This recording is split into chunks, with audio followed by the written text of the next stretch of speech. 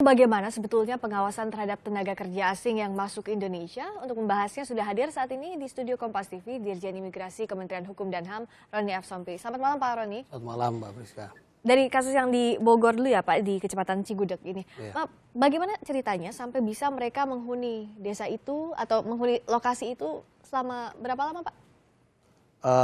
Menurut hasil pemeriksaan sementara, keberadaan pertambangan di sana di dua desa ya.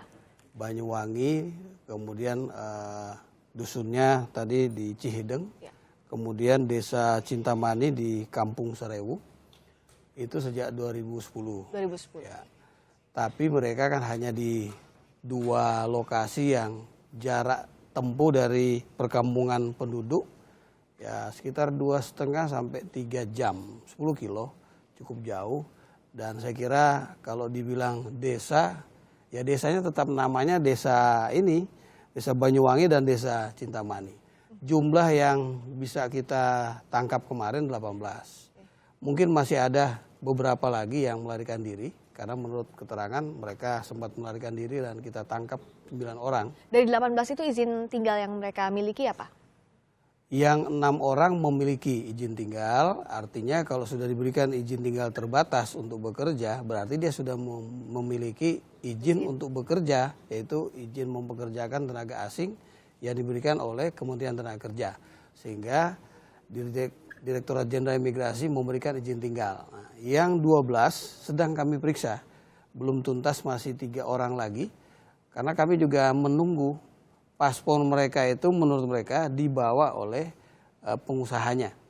Ya, dan memang hampir semua kasus yang berkaitan dengan ketenaga kerjaan itu mereka masuk legal. Entah dengan menggunakan visa kunjungan atau kunjungan wisata atau bebas visa kunjungan, tapi masuknya legal. Hanya dia tidak tidak memperoleh izin bekerja, kan itu ya. Nah, itu yang akan kita dalami. Yang ditangkap ini apakah semuanya dikoordinir oleh satu perusahaan yang sama, Pak Ron? Iya, betul.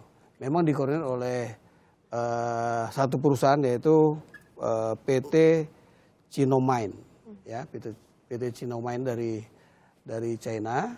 Kemudian bekerja sama dengan PT Bintang Cindai Mineral Geologi Tani Berkah. Nah, itu yang mendatangkan mereka. Nah, oleh karena itu kami berharap pimpinan perusahaannya atau manajemennya itu segera datang ke penyidik PPNS Imigrasi di Bogor untuk segera kita lengkapi. Karena ini pihak perusahaan kalau memang mereka 12 orang ini tidak memiliki izin untuk bekerja, baik IMTA maupun izin tinggal ya dari imigrasi, mereka bisa kita kenakan pasal 122. Ya. Ancamannya ya 5 tahun atau denda 500 juta, cukup tinggi. Ya. Dari 2010 ke 2017 kalau kita lihat ada tenggat 7 tahun, artinya mereka bertahan di lokasi itu. Selama ini pengawasannya seperti apa, Pak Roni? Kalau bicara pengawasan ya antara lain kan kita tunjukkan bahwa setelah beberapa waktu mereka diawasi, dilakukan penyelidikan, maka kawan-kawan dari Bogor melakukan pengawasan. Dan itu kerjasama dengan tim pengawasan orang asing yang ada di sana. Kebetulan yang siap waktu itu dari TNI Angkatan Darat, ya Denpom Bogor, mereka sama-sama. Kita sering juga bekerja sama dengan Kementerian Tenaga Kerja, seperti kemarin setelah Bapak Menteri Tenaga Kerja melakukan sidak, kemudian kami diminta untuk mengirim anggota untuk melakukan tindak lanjut proses penegakan hukumnya, kami juga lakukan. Artinya kerjasama dalam bentuk wadah tim pengawasan orang asing itu yang perlu digelorakan. Misalnya seperti kasus ini, ya. Mungkin kalau kita perankan Pemda setempat, karena pemberian izin ketenaga kerjaan itu oleh kementerian, tapi di Pemda kan ada dinas tenaga kerja provinsi, kabupaten dan kota.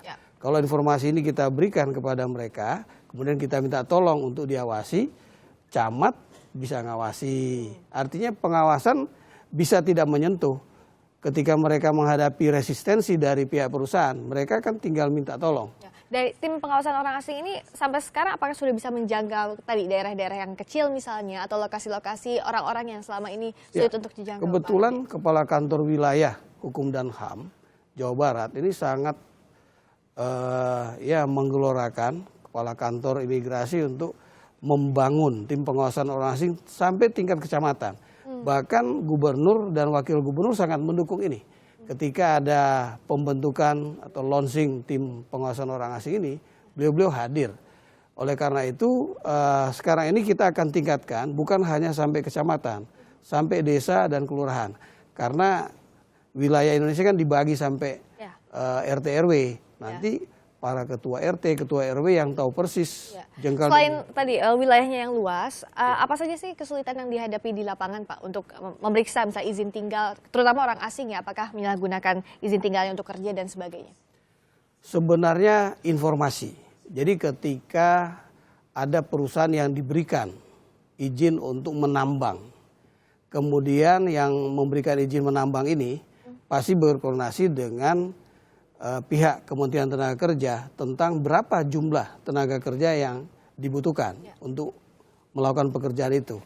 Nah, informasi tentang berapa orang tenaga kerja yang dibutuhkan, ini kalau diinformasikan kepada semua pihak yang terkait, terutama Pemda, saya kira ini bisa didukung. Artinya kerja yang sinergi, komprehensif ini bisa kita lakukan dan ini sudah terlaksana, tapi mungkin saja ada hal-hal yang bisa kita telusuri. Apa sebenarnya yang menjadi kendalanya? Ya, apakah masing-masing ada kesibukan? Nah, berarti kesibukan itu kita cari dong waktu untuk bisa bersama. Oke. Nah, kalau dari hasil penelusuran selama ini, Pak Roni, sampai saat ini apakah sudah berapa banyak totalnya tenaga kerja asing yang dideportasi karena tadi menyalahgunakan izin atau tidak memiliki izin kerja, misalnya? Kalau jumlah warga negara asing yang kita deportasi selama 2016 itu 7.787 orang.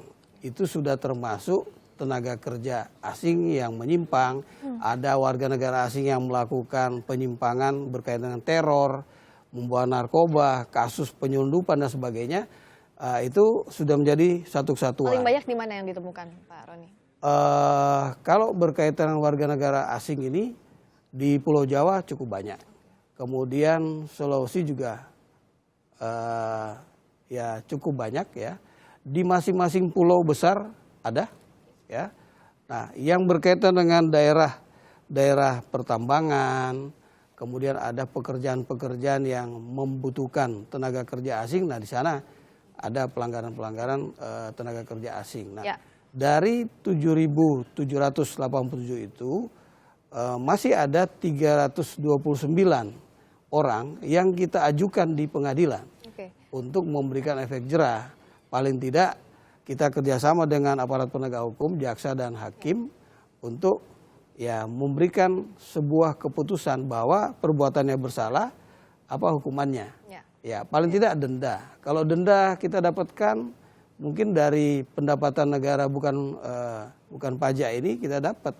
Ya, jadi langkah tegas agar efek jerah ini benar-benar dirasakan. Artinya tenaga kerja asing yang datang ke Indonesia dengan izin yang menyimpang ini bisa di-cut, bisa dipotong sama sekali apa? Ya, Bapak Menteri Hukum dan HAM sudah memerintahkan kami untuk membangun sebuah sistem pengawasan dan pengendalian.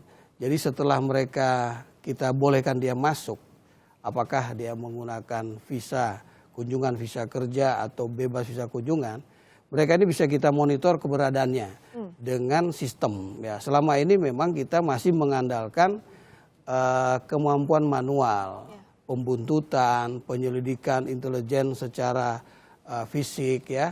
Nah, dengan sistem kita menggunakan IT, mungkin kita berikan tiket.